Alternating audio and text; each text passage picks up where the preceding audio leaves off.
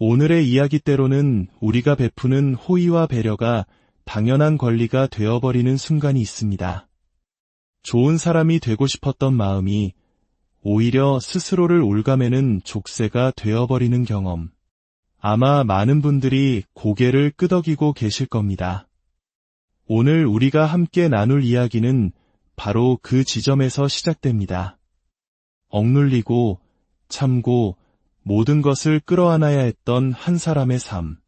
그리고 마침내 자신의 목소리를 되찾기까지의 기나긴 여정에 대한 기록입니다.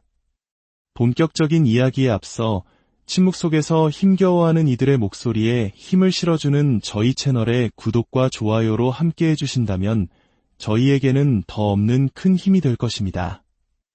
여러분의 삶에 늘 평안이 함께하기를 기원하며 이제 조용히 귀를 기울여 주시길 바랍니다. 저는 40대 초반의 평범한 주부입니다. 하지만 제 삶의 풍경은 결코 평범하지 않았습니다. 돌이켜보면 제 인생은 참는 것의 연속이었습니다. 남의 눈치를 살피고 누구도 맡기 싫어하는 굳은 일을 자처해야만 사랑받을 수 있다고 믿었습니다. 착하다는 칭찬 한마디에 제 모든 감정을 기꺼이 제물로 바쳤습니다. 하지만 그 끝이 이토록 깊은 구렁텅이일 줄은 꿈에도 몰랐습니다. 저는 지방의 작은 소도시에서 태어난 장녀였습니다. 요즘 K장녀라는 말이 하나의 고유명사처럼 쓰이곤 하죠. 그 단어가 품고 있는 무게와 슬픔, 그리고 책임감의 그림자를 여러분도 아마 어렴풋이 짐작하실 겁니다. 한국 사회에서 장녀로 태어난다는 것은 때로 부모님의 못다 이룬 꿈과 현실의 무게를 대신 짊어지는 작은 엄마가 되어야 함을 의미했습니다. 장남은 집안의 기둥이라며 귀하게 자라는 경우가 많았지만 장녀의 삶은 달랐습니다. 동생들에게는 늘 모범이 되어야 했고 어머니가 편찮으시면 집안 살림은 자연스레 제 몫이 되었습니다. 역시 우리 큰딸이 제일 착해. 누나라서 다르네. 어린 시절 그 칭찬이 달콤한 사탕 같아서 저는 늘 웃었습니다. 하지만 어른이 되어 깨달았습니다. 그 말들은 칭찬이 아니라 제 감정과 욕망을 억누르게 만드는 보이지 않는 주문이었다는 것을요. 너는 장녀니까 참아야지. 내가 양보해야지. 셀 수 없이 많은 밤 저는 베개에 얼굴을 묻고 소리 없이 울어야 했습니다. 하루가 지나고 한 달이 가고 해가 바뀌면서 참는 것은 더 이상 선택이 아닌 제 본성이 되어버렸습니다. 저희 집은 늘 빡빡했습니다. 지방 소도시 외곽, 낡은 빌라의 꼭대기층, 방 2개짜리 집에서 5 식구가 서로의 온기를 나누며 살았습니다. 딸만 셋이었기에 망정이지 만약 막내가 아들이었다면 방 하나는 무조건 그 아이의 차지였을 겁니다. 지금 생각하면 웃어야 할지 울어야 할지 모를 이야기입니다. 가난 속에서도 저는 늘 밝게 웃으려 애썼습니다. 학교 성적은 늘 상위권을 유지했고 집에서는 엄마의 손과 발이 되어 동생들을 챙겼습니다. 이 집의 장녀로 태어난 이상 나 하나만의 몫을 해서는 안 된다고 늘 5인분, 2인분의 삶을 살아야 한다고 스스로를 채찍질했습니다. 이번 달 학원비는 다음 달에 내도 괜찮겠지. 어머니의 미안함 섞인 물음에 저는 괜찮다고 혼자 공부해도 잘할 수 있다고 씩씩하게 대답했습니다. 하지만 단 한 번도 진심이었던 적은 없습니다. 서러움이 목구멍까지 차올랐지만 저는 잘 참는 착한 딸이었기에 그 감정을 드러낼 수 없었습니다. 그렇게 20살이 되었고 저는 수능이 끝나자마자 편의점 야간 아르바이트를 시작했습니다. 대학 등록금과 생활비, 그 모든 것이 오롯이 저의 책임이었습니다. 어쩌면 구시대적인 이야기일지도 모릅니다. 하지만 저는 믿습니다. 시대가 변했다면 우리의 인식 또한 변해야 한다고 말입니다. 옛날엔 다 그렇게 살았어 라는 말 대신 그동안 정말 애썼다. 이제는 너 자신을 위해 살아도 괜찮아 라는 따뜻한 위로가 필요한 시대라고 말입니다. 이 말은 과거의 저에게 그리고 지금 이 순간에도 어딘가에서 웃으며 참고 있을 수많은 딸들에게 제가 해주고 싶은 말이기도 합니다. 저희 아버지는 낭만이라는 단어로 자신의 무책임을 포장하는 분이셨습니다. 낡은 클래식 기타를 어깨에 메고 동네 호프집을 전전하며 노래를 부르고 푼돈을 받아오는 것이 아버지의 유일한 경제 활동이었습니다. 어린 시절 저는 그런 아버지가 멋있어 보였습니다. 우리 아빠는 예술가라고 자랑스럽게 친구들에게 말하던 때도 있었습니다. 하지만 가난이라는 현실을 직시하게 되면서 아버지의 기타 소리는 더 이상 낭만이 아닌 철없는 가장의 한심한 변명처럼 들렸습니다. 세상 모든 개미들이 땀 흘려 일할 때 홀로 노래나 부르며 시간을 보내는 배짱이. 왜 우리 아버지는 가장이 되기를 거부하는 걸까? 그 질문은 제 어린 시절 내내 머릿속을 떠나지 않았습니다. 어머니는 그런 아버지를 대신해온 가족의 생계를 책임졌습니다. 무릎에 물이 차 다리를 절뚝이면서도 단 하루도 일을 쉬지 않으셨습니다. 내가 안 벌면 우리 식구 다 굶어 죽어 입버릇처럼 말씀하시던 어머니는 밖에서는 한없이 고분고분하고 순한 사람이었습니다. 억울한 일을 당해도 누가 잘못을 뒤집어 씌워도 그저 웃고 넘기셨습니다. 하지만 그런 어머니는 집에만 돌아오면 전혀 다른 사람으로 변했습니다. 밖에서 억눌렀던 모든 분노와 짜증을 저희 세 자매에게 화산처럼 터뜨렸습니다. 아직도 설거지 안 했어? 엄마가 다 해줘야 하니. 사소한 실수 하나에도 고성이 오갔고 그 모든 화살은 언제나 힘없는 저희들을 향했습니다.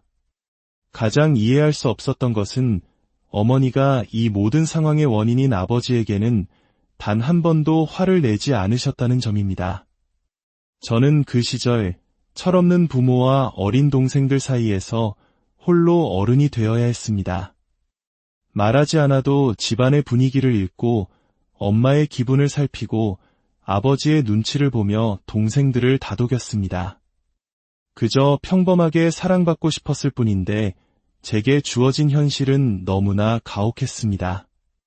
고등학교를 졸업하고 제 유일한 꿈은 대학에 가는 것이었습니다. 하지만 감히 입 밖으로 꺼낼 수 없는 꿈이었습니다. 내 주제에 무슨 대학이야? 그 시간에 돈이나 벌어와. 어머니의 날카로운 목소리가 환청처럼 들려왔습니다. 결국 저는 꿈을 접고 집 근처 작은 중소기업에 비정규직으로 입사했습니다. 제 20대는 처절했습니다.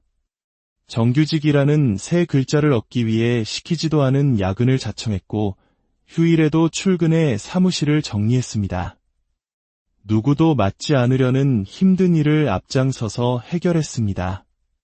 하지만 회사는 저를 일 잘하고 불이기 편한 사람으로만 여겼을 뿐 정작 중요한 정규직 자리는 늘 4년제 대학을 졸업한 사람들의 몫이었습니다. 보이지 않는 학벌의 벽, 그 유리 천장은 아무리 손을 뻗어도 닿지 않았습니다. 4년의 시간을 버티다 결국 저는 그곳을 떠났습니다. 그리고 잠시 숨을 고르려던 2달. 그 시간은 제 인생에서 가장 지옥 같은 시간이었습니다. 돈도 못 벌면서 무슨 자격증 공부야? 그 시간에 공장에나 들어가. 제가 책상에 앉아 문제집을 펴기만 해도 어머니의 비난이 쏟아졌습니다. 결국 저는 도망치듯 다른 회사에 취직했습니다. 이번에도 비정규직이었지만 열심히 하면 정규직으로 전환될 수 있다는 약속 하나만 믿고 다시 시작했습니다. 그리고 1년 6개월 후 26의 나이에 저는 드디어 정규직 사원이 되었습니다. 서류에 제 이름을 쓰던 순간 지난 시간들이 주마등처럼 스쳐 지나가며 숨이 턱 막혔습니다. 회사 사장님은 그런 제 사정을 아셨는지 저를 유독 예뻐해 주셨습니다. 굳이 시키지 않아도 알아서 일을 처리하고 늘 묵묵하게 제 몫의 몇 배를 해내는 저를 딸처럼 여겨주셨습니다. 명절이면 작은 선물을, 때로는 용돈을 쥐어주시며 격려해주시는 사장님 덕분에 저는 처음으로 어른에게 인정받는 기분을 느꼈습니다. 그렇게 10년 가까운 시간이 흘렀습니다. 30 중반이 된 저를 보며 사장님은 결혼 이야기를 꺼내셨습니다. 지수씨, 이제 슬슬 시집 가야지. 내가 괜찮은 사람 하나 아는데 한번 만나볼래? 솔직히 제 형편의 결혼은 사치라고 생각했습니다. 여전히 아버지는 기타를 쳤고 어머니의 무릎은 더 나빠졌으며 동생들은 제 살 길을 찾아 하나둘 집을 떠나고 있었습니다.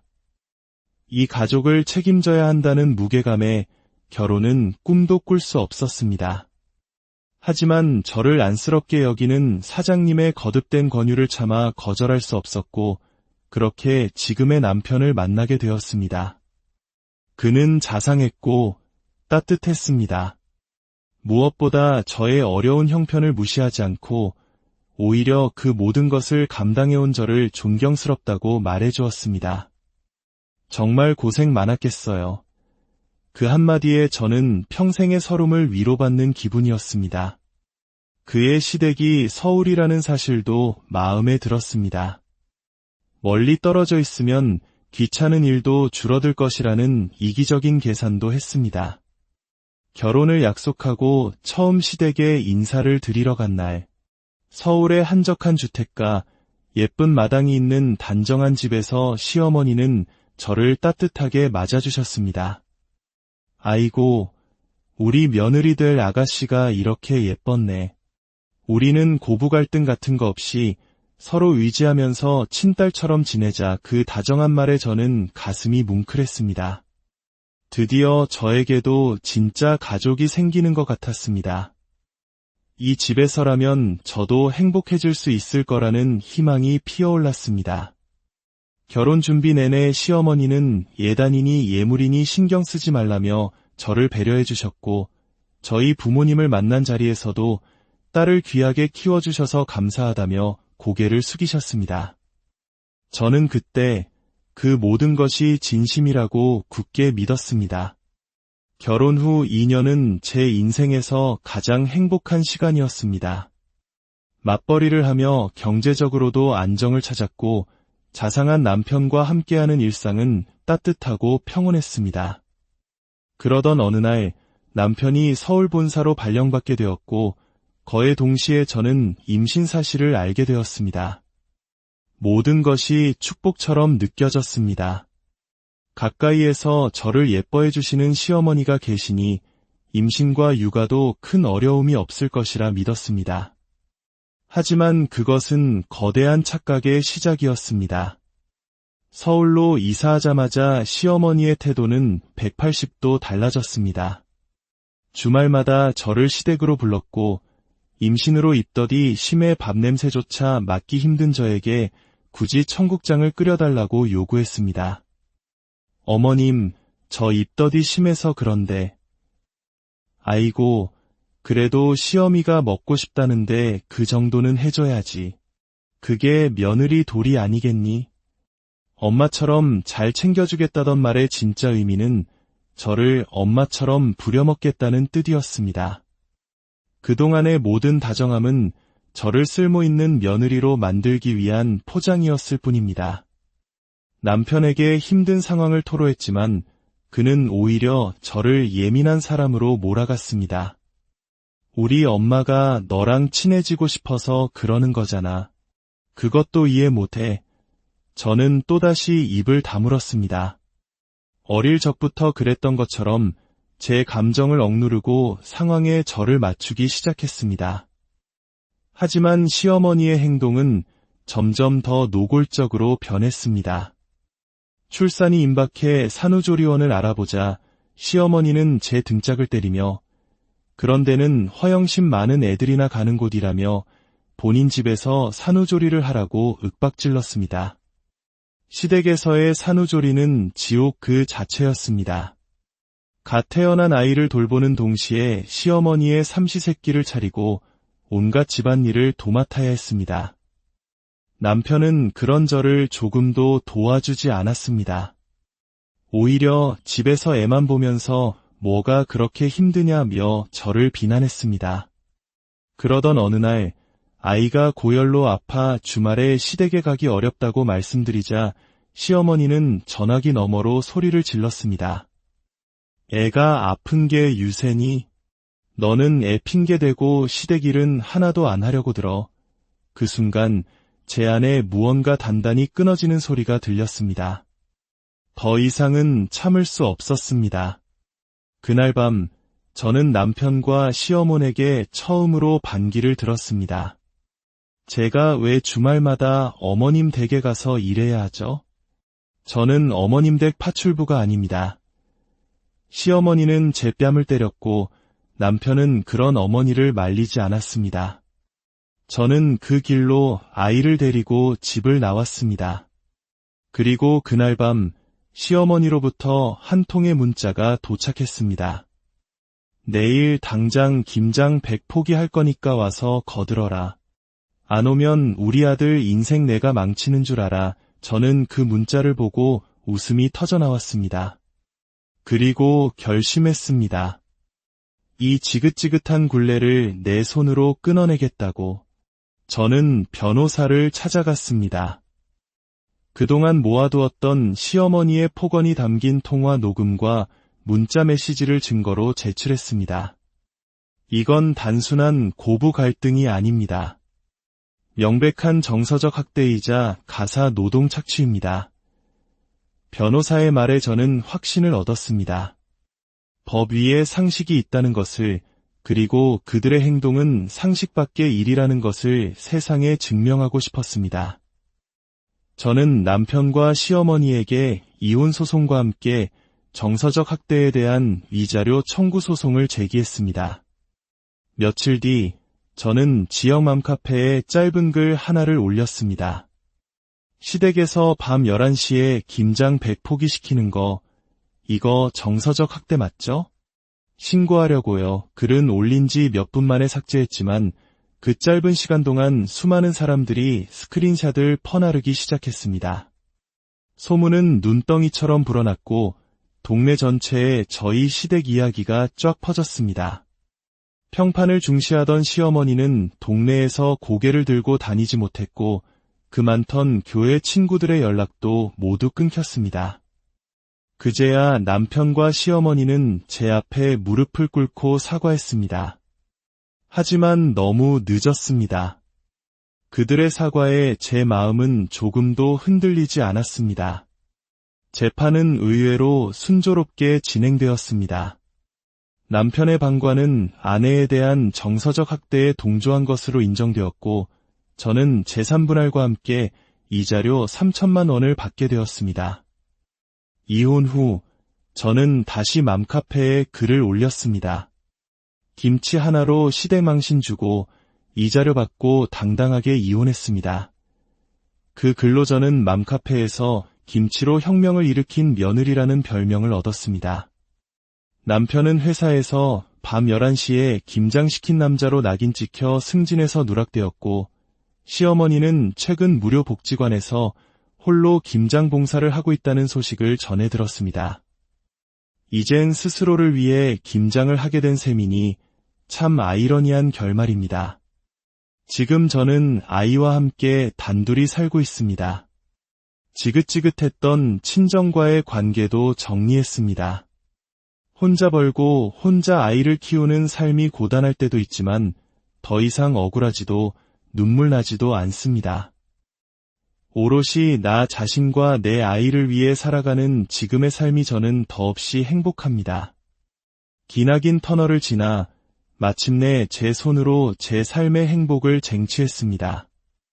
혹시 지금 이 순간에도 누군가의 아내, 며느리 혹은 딸이라는 이름 아래 부당한 희생을 강요당하고 있다면 기억해 주십시오.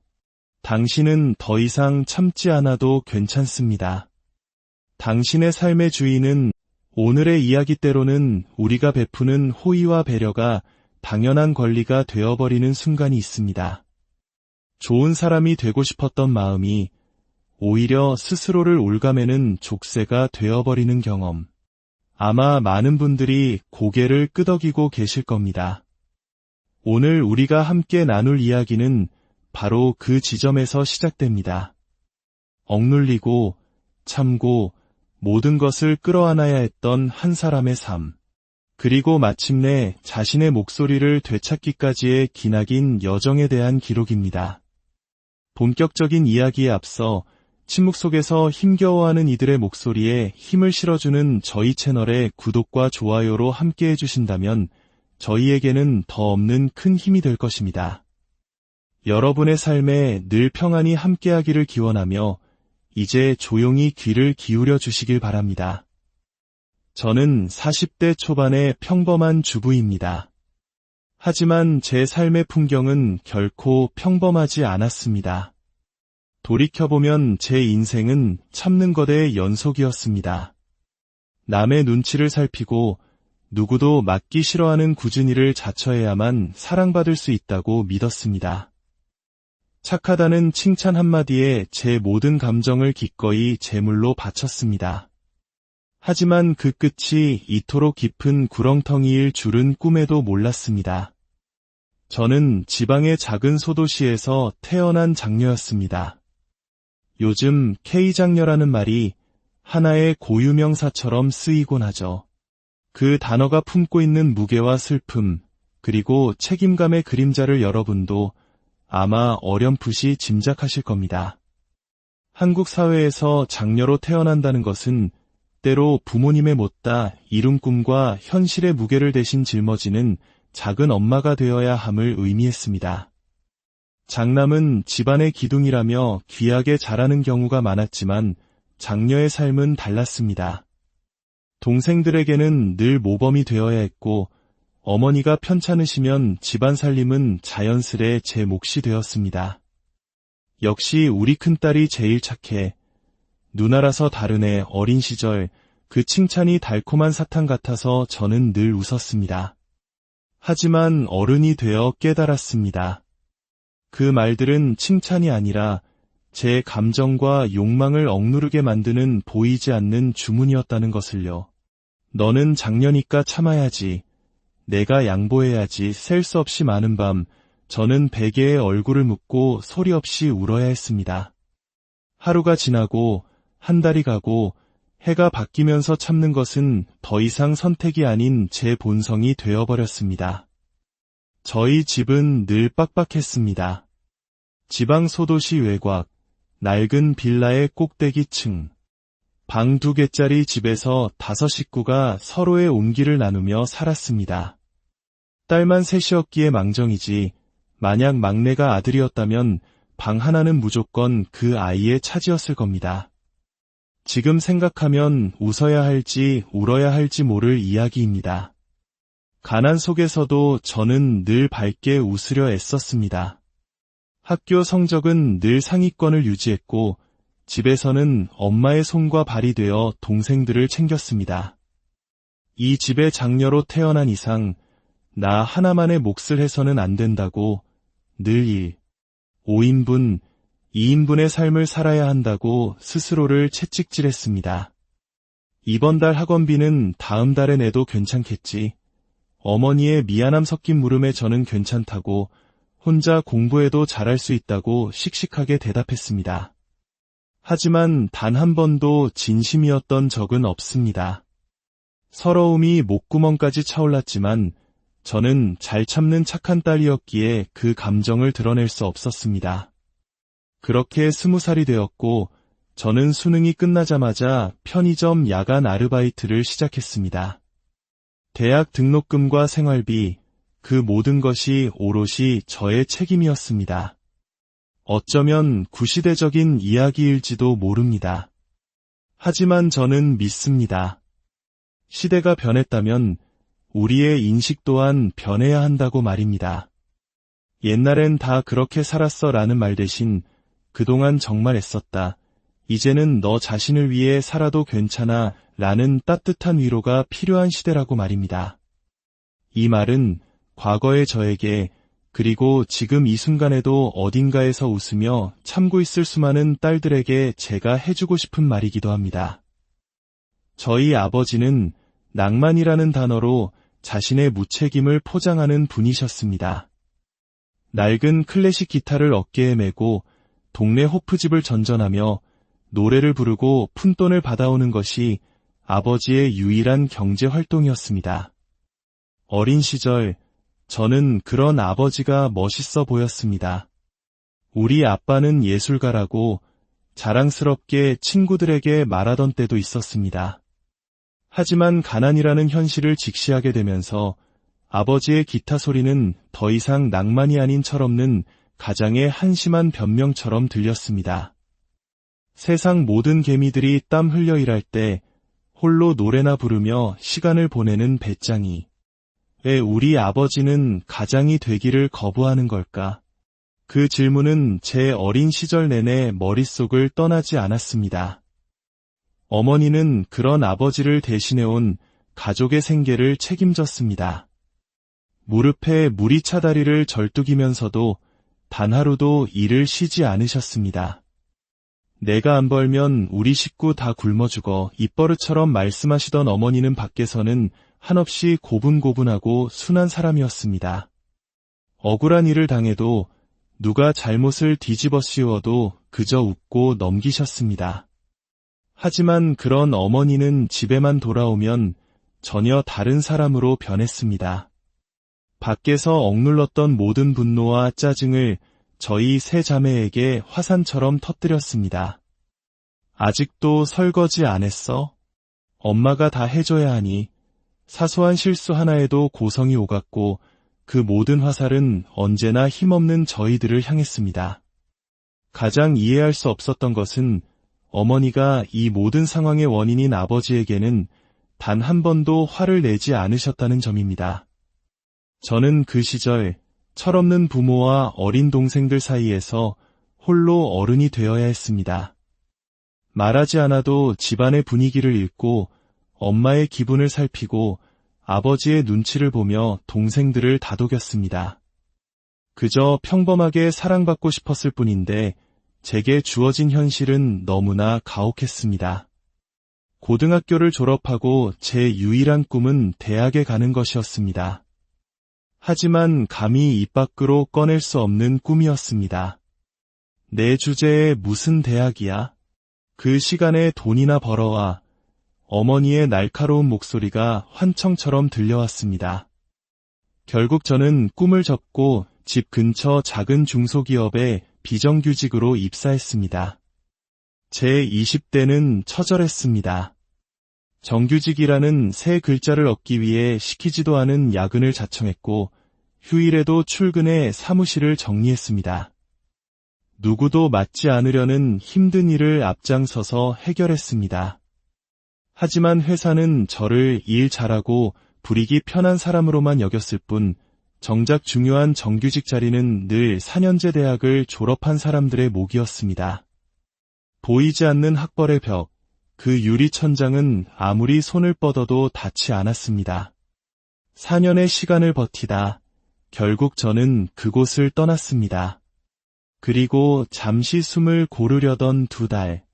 그 시간은 제 인생에서 가장 지옥 같은 시간이었습니다. 돈도 못 벌면서 무슨 자격증 공부야? 그 시간에 공장에나 들어가. 제가 책상에 앉아 문제집을 펴기만 해도 어머니의 비난이 쏟아졌습니다. 결국 저는 도망치듯 다른 회사에 취직했습니다.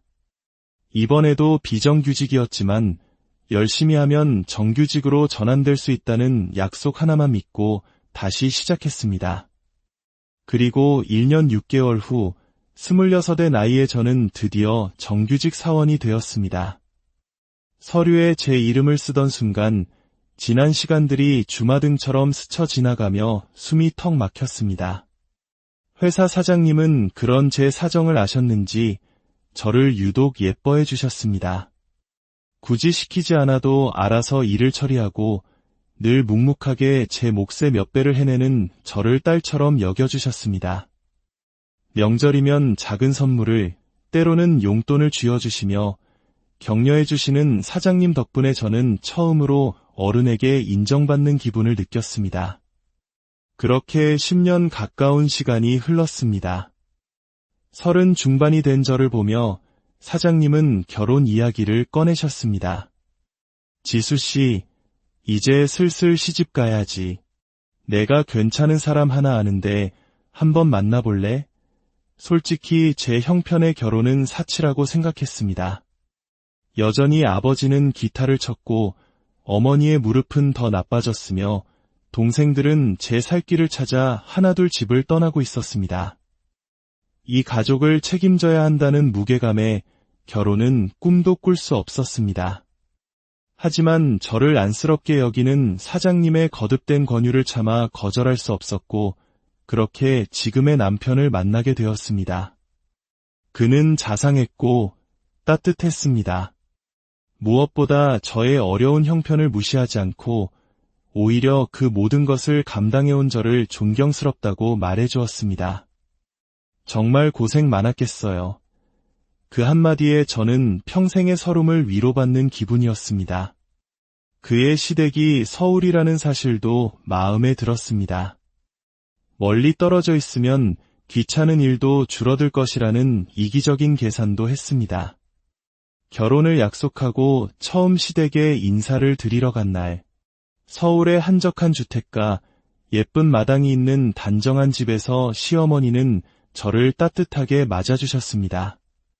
아이고, 우리 며느리 될 아가씨가 이렇게 예뻤네. 우리는 고부 갈등 같은 거 없이 서로 의지하면서 친딸처럼 지내자. 그 다정한 말에 저는 가슴이 뭉클했습니다. 드디어 저에게도 진짜 가족이 생기는 것 같았습니다. 이 집에서라면 저도 행복해질 수 있을 거라는 희망이 피어올랐습니다. 결혼 준비 내내 시어머니는 예단이니 예물이니 신경 쓰지 말라며 저를 배려해 주셨고 저희 부모님을 만난 자리에서도 딸을 귀하게 키워주셔서 감사하다며 고개를 숙이셨습니다. 저는 그때 그 모든 것이 진심이라고 굳게 믿었습니다. 결혼 후 2년은 제 인생에서 가장 행복한 시간이었습니다. 맞벌이를 하며 경제적으로도 안정을 찾았고 자상한 남편과 함께하는 일상은 따뜻하고 평온했습니다. 그러던 어느 날 남편이 서울 본사로 발령받게 되었고 거의 동시에 저는 임신 사실을 알게 되었습니다. 모든 것이 축복처럼 느껴졌습니다. 가까이에서 저를 예뻐해 주시는 시어머니가 계시니 임신과 육아도 큰 어려움이 없을 것이라 믿었습니다. 하지만 그것은 거대한 착각의 시작이었습니다. 서울로 이사하자마자 시어머니의 태도는 180도 달라졌습니다. 주말마다 저를 시댁으로 불렀고 임신으로 입덧이 심해 밥냄새조차 맡기 힘든 저에게 굳이 청국장을 끓여달라고 요구했습니다. 어머님, 저 입덧이 심해서 그런데. 아이고, 그래도 시어미가 먹고 싶다는데 그 정도는 해줘야지. 그게 며느리 도리 아니겠니? 엄마처럼 잘 챙겨주겠다던 말의 진짜 의미는 저를 엄마처럼 부려먹겠다는 뜻이었습니다. 그동안의 모든 다정함은 저를 쓸모있는 며느리로 만들기 위한 포장이었을 뿐입니다. 남편에게 힘든 상황을 토로했지만 그는 오히려 저를 예민한 사람으로 몰아갔습니다. 우리 엄마가 너랑 친해지고 싶어서 그러는 거잖아. 그것도 이해 못해. 저는 또다시 입을 다물었습니다. 어릴 적부터 그랬던 것처럼 제 감정을 억누르고 상황에 저를 맞추기 시작했습니다. 하지만 시어머니의 행동은 점점 더 노골적으로 변했습니다. 출산이 임박해 산후조리원을 알아보자 시어머니는 제 등짝을 때리며 그런 데는 허영심 많은 애들이나 가는 곳이라며 본인 집에서 산후조리를 하라고 윽박질렀습니다. 시댁에서의 산후조리는 지옥 그 자체였습니다. 갓 태어난 아이를 돌보는 동시에 시어머니의 삼시세끼를 차리고 온갖 집안일을 도맡아야 했습니다. 남편은 그런 저를 조금도 도와주지 않았습니다. 오히려 집에서 애만 보면서 뭐가 그렇게 힘드냐며 저를 비난했습니다. 그러던 어느 날 아이가 고열로 아파 주말에 시댁에 가기 어렵다고 말씀드리자 시어머니는 전화기 너머로 소리를 질렀습니다. 애가 아픈 게 유세니? 너는 애 핑계대고 시댁 일은 하나도 안 하려고 들어. 그 순간 제 안에 무언가 단단히 끊어지는 소리가 들렸습니다. 더 이상은 참을 수 없었습니다. 그날 밤 저는 남편과 시어머니에게 처음으로 반기를 들었습니다. 제가 왜 주말마다 어머님 댁에 가서 일해야 하죠? 저는 어머님 댁 파출부가 아닙니다. 시어머니는 제 뺨을 때렸고 남편은 그런 어머니를 말리지 않았습니다. 저는 그 길로 아이를 데리고 집을 나왔습니다. 그리고 그날 밤 시어머니로부터 한 통의 문자가 도착했습니다. 내일 당장 김장 100포기 할 거니까 와서 거들어라. 안 오면 우리 아들 인생 내가 망치는 줄 알아. 저는 그 문자를 보고 웃음이 터져나왔습니다. 그리고 결심했습니다. 이 지긋지긋한 굴레를 내 손으로 끊어내겠다고.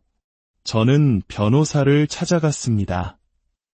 그동안 모아두었던 시어머니의 폭언이 담긴 통화 녹음과 문자 메시지를 증거로 제출했습니다. 이건 단순한 고부 갈등이 아닙니다. 명백한 정서적 학대이자 가사 노동 착취입니다. 변호사의 말에 저는 확신을 얻었습니다. 법 위에 상식이 있다는 것을, 그리고 그들의 행동은 상식 밖의 일이라는 것을 세상에 증명하고 싶었습니다. 저는 남편과 시어머니에게 이혼 소송과 함께 정서적 학대에 대한 위자료 청구 소송을 제기했습니다. 며칠 뒤 저는 지역 맘카페에 짧은 글 하나를 올렸습니다. 시댁에서 밤 11시에 김장 100포기 시키는 거, 이거 정서적 학대 맞죠?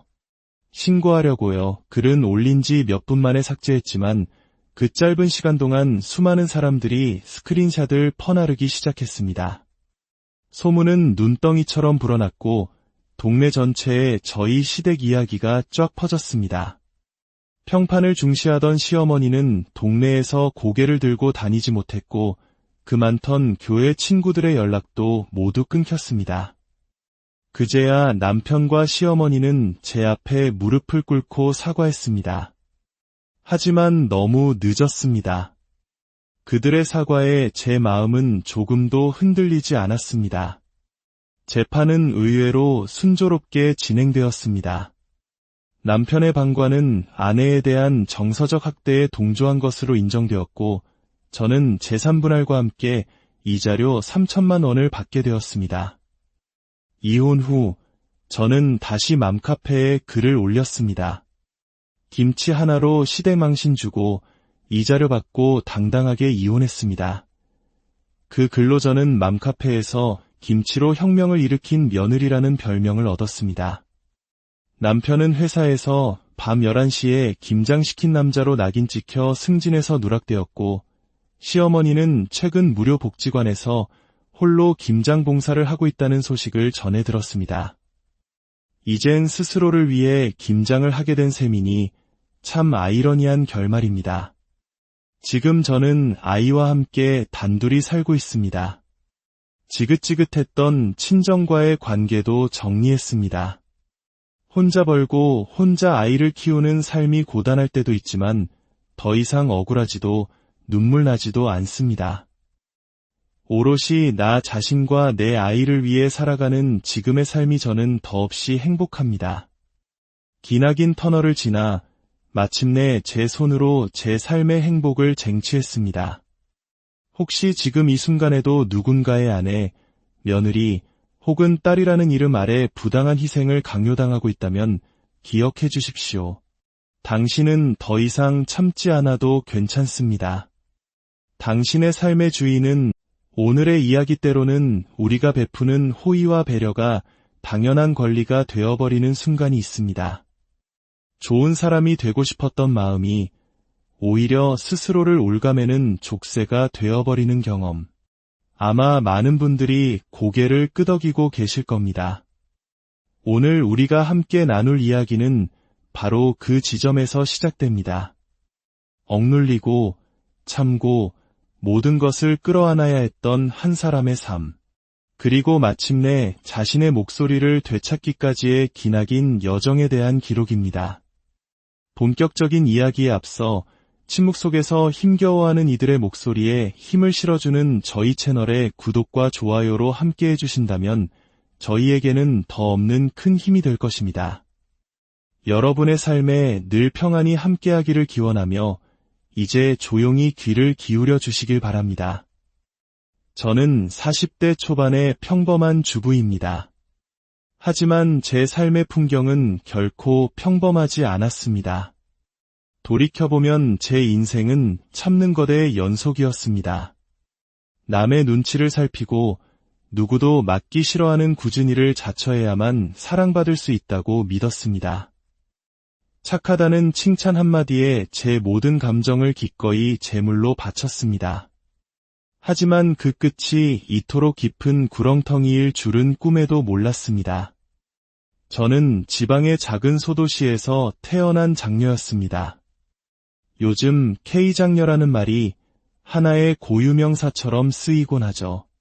그 단어가 품고 있는 무게와 슬픔, 그리고 책임감의 그림자를 여러분도 아마 어렴풋이 짐작하실 겁니다.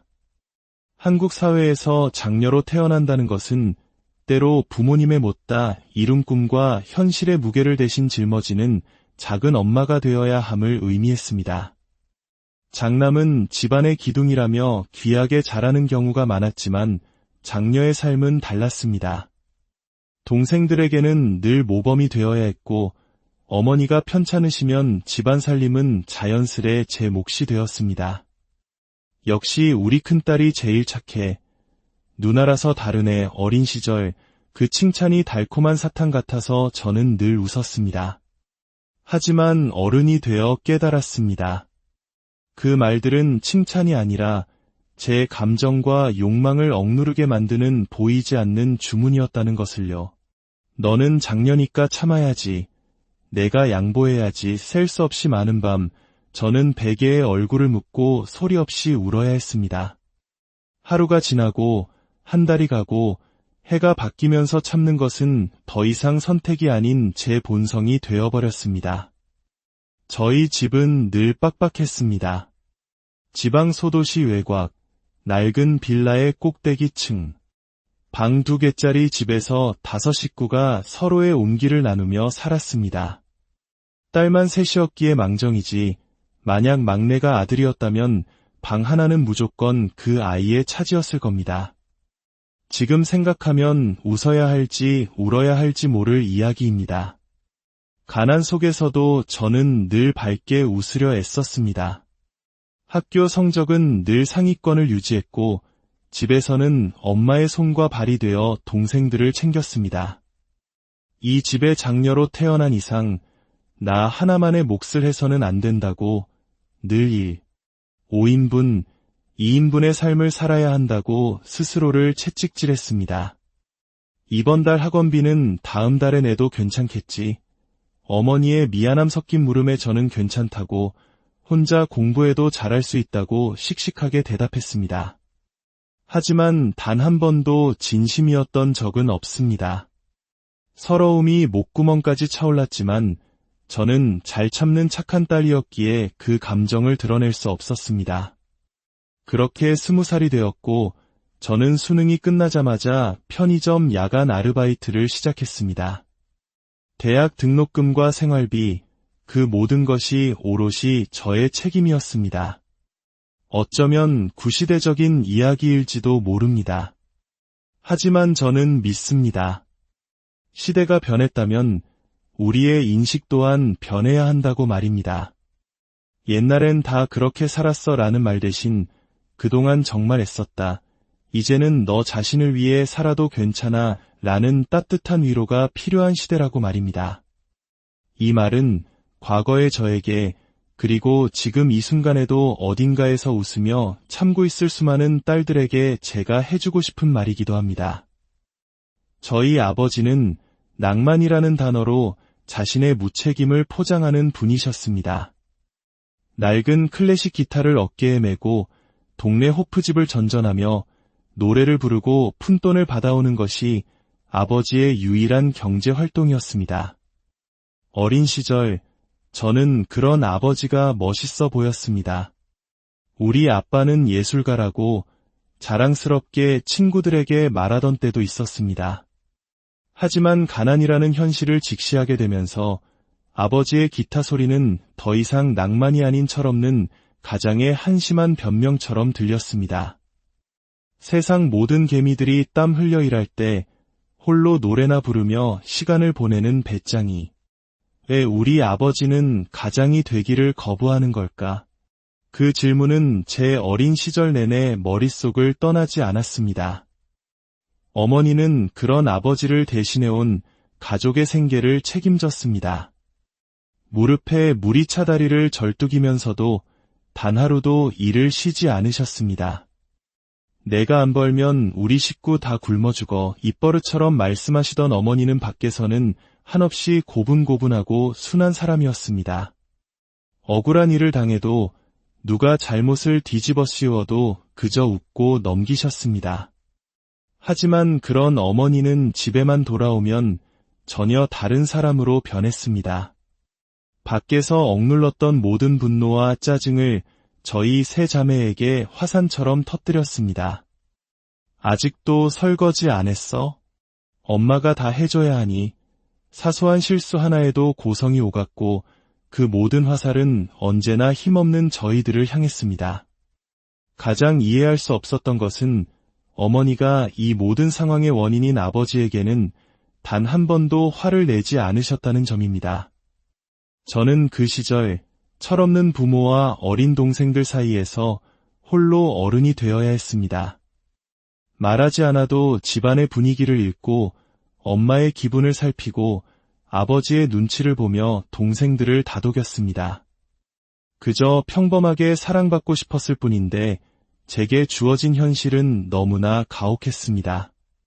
고등학교를 졸업하고 제 유일한 꿈은 대학에 가는 것이었습니다. 하지만 감히 입 밖으로 꺼낼 수 없는 꿈이었습니다. 내 주제에 무슨 대학이야? 그 시간에 돈이나 벌어와.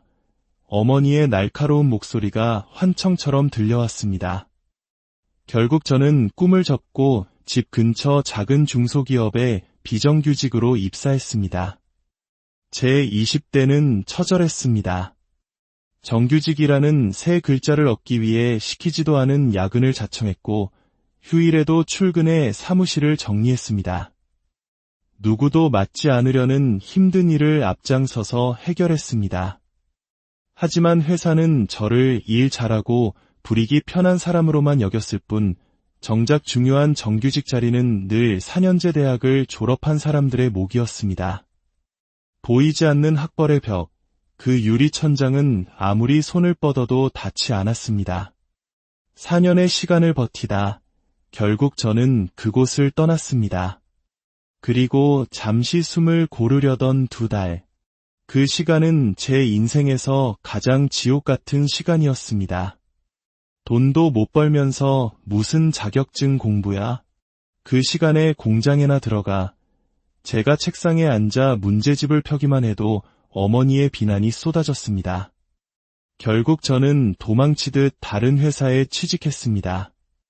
이번에도 비정규직이었지만 열심히 하면 정규직으로 전환될 수 있다는 약속 하나만 믿고 다시 시작했습니다. 그리고 1년 6개월 후 26의 나이에 저는 드디어 정규직 사원이 되었습니다. 서류에 제 이름을 쓰던 순간 지난 시간들이 주마등처럼 스쳐 지나가며 숨이 턱 막혔습니다. 회사 사장님은 그런 제 사정을 아셨는지 저를 유독 예뻐해 주셨습니다. 굳이 시키지 않아도 알아서 일을 처리하고 늘 묵묵하게 제 몫의 몇 배를 해내는 저를 딸처럼 여겨주셨습니다. 명절이면 작은 선물을, 때로는 용돈을 쥐어주시며 격려해주시는 사장님 덕분에 저는 처음으로 어른에게 인정받는 기분을 느꼈습니다. 그렇게 10년 가까운 시간이 흘렀습니다. 30 중반이 된 저를 보며 사장님은 결혼 이야기를 꺼내셨습니다. 지수씨, 이제 슬슬 시집 가야지. 내가 괜찮은 사람 하나 아는데 한번 만나볼래? 솔직히 제 형편의 결혼은 사치라고 생각했습니다. 여전히 아버지는 기타를 쳤고 어머니의 무릎은 더 나빠졌으며 동생들은 제 살 길을 찾아 하나둘 집을 떠나고 있었습니다. 이 가족을 책임져야 한다는 무게감에 결혼은 꿈도 꿀 수 없었습니다. 하지만 저를 안쓰럽게 여기는 사장님의 거듭된 권유를 참아 거절할 수 없었고 그렇게 지금의 남편을 만나게 되었습니다. 그는 자상했고 따뜻했습니다. 무엇보다 저의 어려운 형편을 무시하지 않고 오히려 그 모든 것을 감당해온 저를 존경스럽다고 말해주었습니다. 정말 고생 많았겠어요. 그 한마디에 저는 평생의 서름을 위로받는 기분이었습니다. 그의 시댁이 서울이라는 사실도 마음에 들었습니다. 멀리 떨어져 있으면 귀찮은 일도 줄어들 것이라는 이기적인 계산도 했습니다. 결혼을 약속하고 처음 시댁에 인사를 드리러 간 날, 서울의 한적한 주택가, 예쁜 마당이 있는 단정한 집에서 시어머니는 저를 따뜻하게 맞아주셨습니다. 아이고, 우리 며느리 될 아가씨가 이렇게 예뻤네. 우리는 고부 갈등 같은 거 없이 서로 의지하면서 친딸처럼 지내자. 그 다정한 말에 저는 가슴이 뭉클했습니다. 드디어 저에게도 진짜 가족이 생기는 것 같았습니다. 이 집에서라면 저도 행복해질 수 있을 거라는 희망이 피어올랐습니다. 결혼 준비 내내 시어머니는 예단이니 예물이니 신경 쓰지 말라며 저를 배려해 주셨고 저희 부모님을 만난 자리에서도 딸을 귀하게 키워주셔서 감사하다며 고개를 숙이셨습니다. 저는 그때 그 모든 것이 진심이라고 굳게 믿었습니다. 결혼 후 2년은 제 인생에서 가장 행복한 시간이었습니다. 맞벌이를 하며 경제적으로도 안정을 찾았고 자상한 남편과 함께하는 일상은 따뜻하고 평온했습니다. 그러던 어느 날 남편이 서울 본사로 발령받게 되었고 거의 동시에 저는 임신 사실을 알게 되었습니다. 모든 것이 축복처럼 느껴졌습니다. 가까이에서 저를 예뻐해 주시는 시어머니가 계시니 임신과 육아도 큰 어려움이 없을 것이라 믿었습니다. 하지만 그것은 거대한 착각의 시작이었습니다. 서울로 이사하자마자 시어머니의 태도는 180도 달라졌습니다. 주말마다 저를 시댁으로 불렀고 임신으로 입덧이 심해 밥냄새조차 맡기 힘든 저에게 굳이 청국장을 끓여달라고 요구했습니다. 어머님, 저 입덧이 심해서 그런데. 아이고, 그래도 시어미가 먹고 싶다는데 그 정도는 해줘야지. 그게 며느리 도리 아니겠니? 엄마처럼 잘 챙겨주겠다던 말의 진짜 의미는 저를 엄마처럼 부려먹겠다는 뜻이었습니다. 그동안의 모든 다정함은 저를 쓸모있는 며느리로 만들기 위한 포장이었을 뿐입니다. 남편에게 힘든 상황을 토로했지만 그는 오히려 저를 예민한 사람으로 몰아갔습니다. 우리 엄마가 너랑 친해지고 싶어서 그러는 거잖아. 그것도 이해 못해. 저는 또다시 입을 다물었습니다. 어릴 적부터 그랬던 것처럼 제 감정을 억누르고 상황에 저를 맞추기 시작했습니다. 하지만 시어머니의 행동은 점점 더 노골적으로 변했습니다. 출산이 임박해 산후조리원을 알아보자 시어머니는 제 등짝을 때리며 그런 데는 허영심 많은 애들이나 가는 곳이라며 본인 집에서 산후조리를 하라고 윽박질렀습니다. 시댁에서의 산후조리는 지옥 그 자체였습니다. 갓 태어난 아이를 돌보는 동시에 시어머니의 삼시세끼를 차리고 온갖 집안일을 도맡아야 했습니다.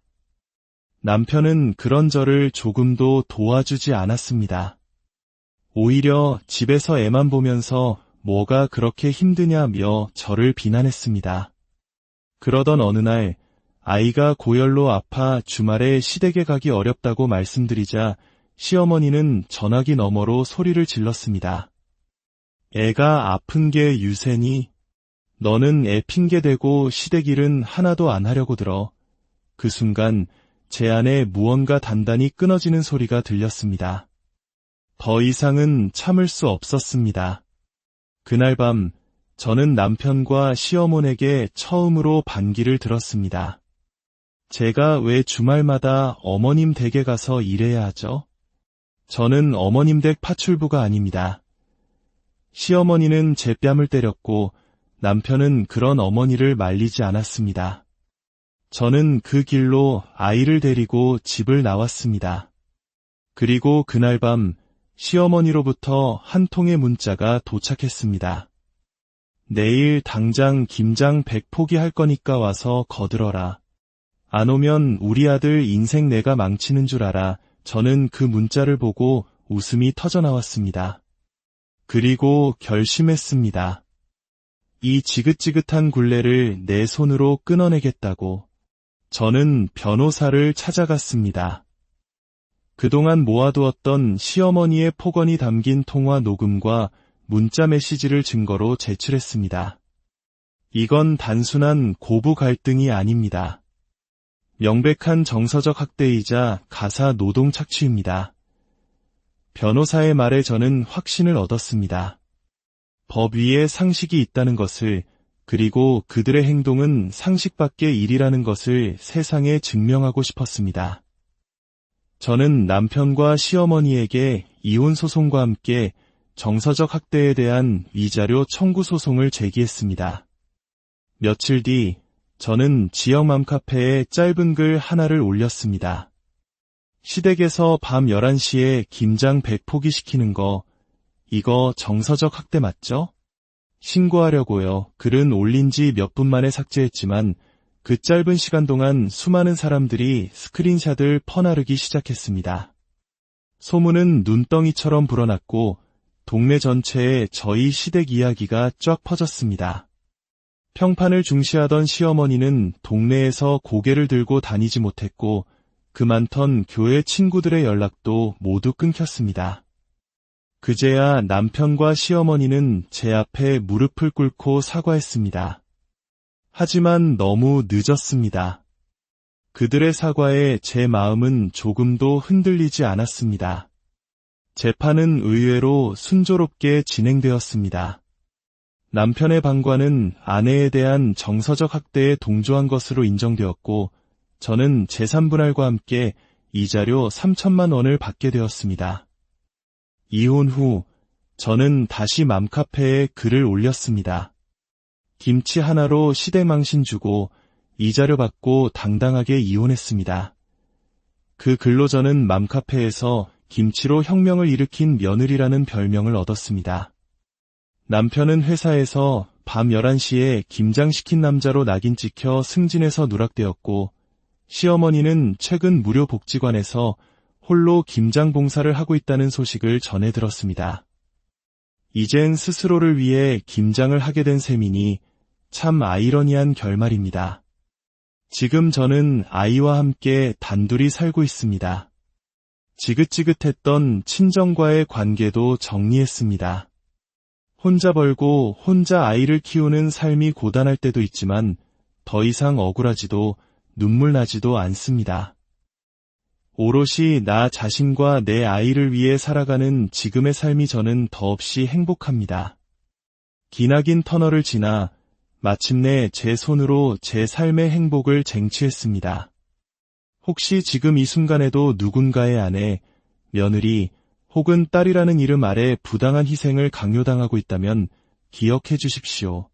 당신은 더 이상 참지 않아도 괜찮습니다.